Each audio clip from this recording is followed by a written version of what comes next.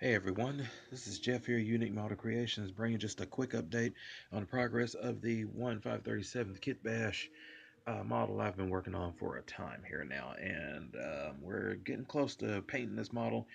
This right here is going to be my final puttying before I go through and do the last little bit of light blocking, and then we're on to another thing of primer, and then we're starting to paint this thing so we can go ahead and get it finished. We do have quite a few areas here that we're working to try to get a little bit as smooth as possible, as smooth as possible. Now, of course, we're talking about a kit bash model. What that means is that a lot of the things that are on this kit were not meant to go on this kit, and therefore is just it's got some areas that are a little rough besides and also with the fact that this model is from the 1990s. This is not a recent purchase and then a build. This was a model that I've had since I was a teenager, early teenager. And matter of fact, I think it was when the Reliant first came out for sale at Walmart, back when Walmart sold models of Reliance and Excelsiors and Refit Enterprises for like $12.99, which I wish. I really wish.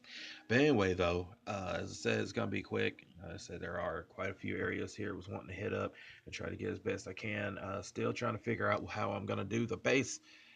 Once we get that sorted and everything, we'll be working after we get it painted and everything to get it mounted on there, get a switch on there, turn it on and off, and there you have it. Not very complicated with this here. Looking hopefully to have this thing starting to get it painted by the end of the week.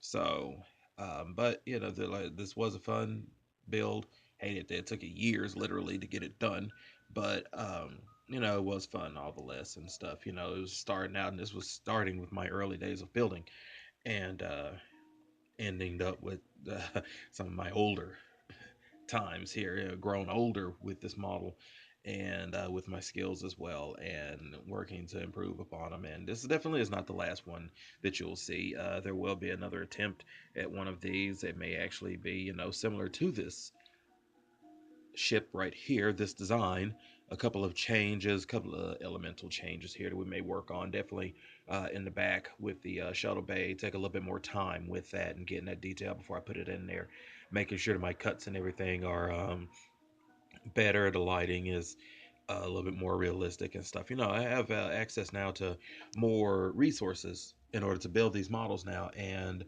that being said, I'm able to do a little bit more. And you know, when I first started, it was always modeling on a budget, modeling on a budget.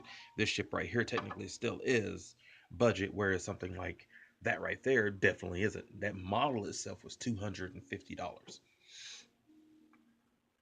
So, geez, you know, the difference that money can make. However, I do still prefer not to just say, okay, I want to buy, I want to buy, I want to buy, I want to buy.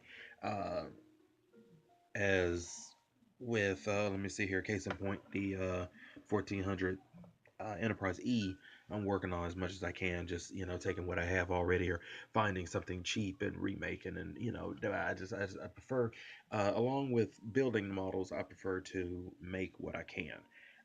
Alongside what comes and stuff. I'm still, as far as leaping on certain photo etch things and stuff like that. I have a 1350 TOS Enterprise that I'm already starting to look at plans for. Once to get this done, that bird done, and then the Enterprise E done, to be working alongside with going back and refitting the refit over there. um, you know, I do have you know, plans on that, and part of that is actually just taking what I find cheap or utilizing scratch building something and making things that way. So, but right now, this is where I'm at with this model build. Those of you out there building models, keep building, my friends. I will talk to you guys later.